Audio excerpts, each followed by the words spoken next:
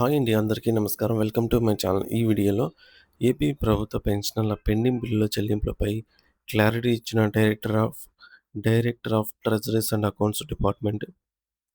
దీనికి సంబంధించిన పూర్తి వివరాలు ఈ వీడియోలో తెలుసుకుందాము. వీడియో అయితే ఎక్కడే కానీ స్కిప్ చేయకుండా ఎండ్ వరకు చూసేయండి. అప్పుడు ఇన్ఫర్మేషన్ పూర్తిగా అర్థమవుతుంది.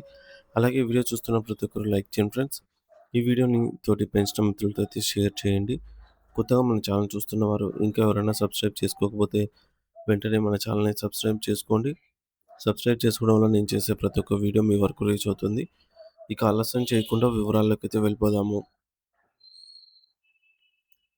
ఫ్రెండ్స్, ఇక విషయానికొచ్చినట్లయితే ఆంధ్రప్రదేశ్ రాష్ట్రంలోని లక్షలాది మంది పెన్షనర్లు మరియు విశ్రాంత ఉద్యోగులు ఎదురు చూస్తున్నటువంటి పెండింగ్ బిల్లుల చెల్లింపుల ప్రక్రియపై ఎట్టకేలకు ప్రభుత్వం మరియు director of treasuries and accounts శాఖ ఒక స్పష్టమైన మరియు సానుకూలమైన ప్రకటనను అయితే విడుదల చేశాయి.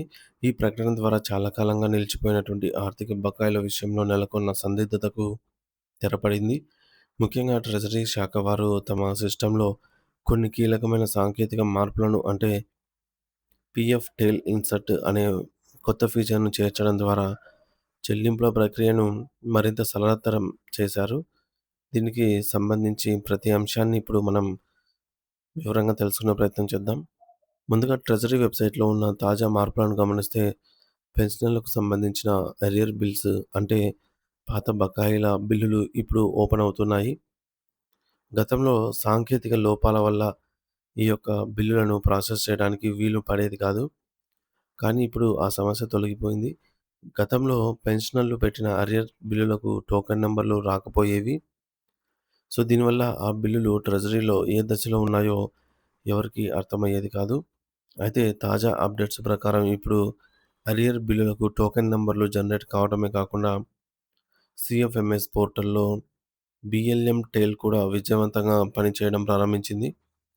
మరి దీనివల్ల పెండింగ్‌లో ఉన్న ప్రతి పైసా లెక్క తేలి చెల్లింపులకు మార్గం సుగమమైంది.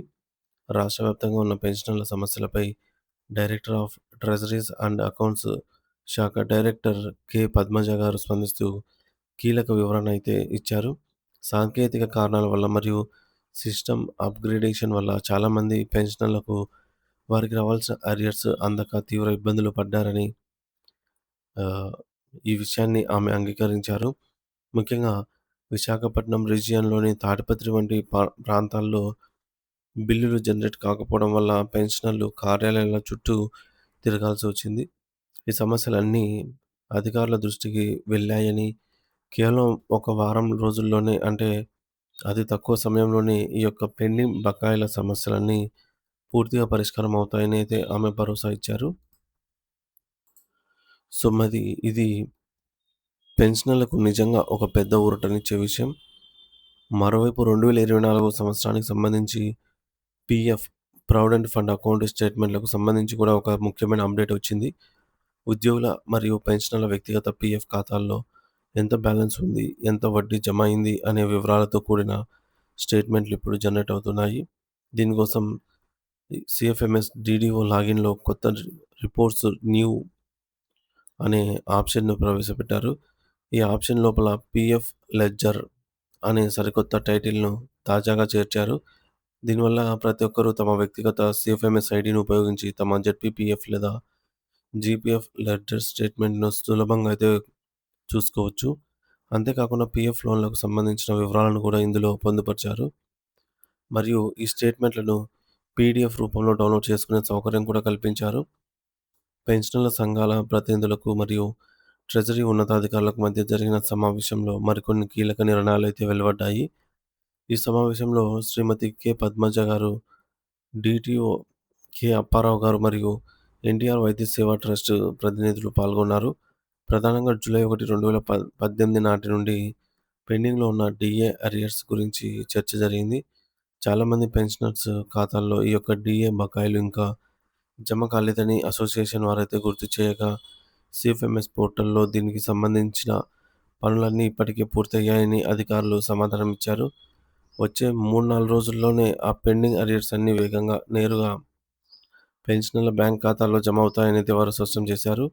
అంతేకాకుండా పెన్షనర్లకు రావాల్సిన ప్రతి అరియర్ మొత్తాన్ని కూడా క్షుణ్ణంగా లెక్కగట్టి ఆ వివరాలను వారి పీపీఓలో నమోదు చేసే ప్రక్రియ కూడా వేగంగా జరుగుతుంది. ఇలా పీపీఓలో ఎంటర్ చేయడం వల్ల భవిష్యత్తులో ఎటువంటి గందరగోళం లేకుండా పెన్షన్లు సక్రమంగా అందుతాయి. కేవలం డబ్బులు ఇవ్వడమే కాకుండా రికార్డులను కూడా పక్కాగా అప్డేట్ అయితే చేయడంపై ప్రభుత్వం దృష్టి సారించింది.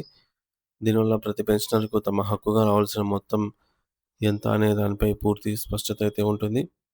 ఆరోగ్య భద్రత విషయంలో కూడా ప్రభుత్వం కొన్ని విప్లవాత్మకమైన మార్పులకు శ్రీకారం చుడుతోంది.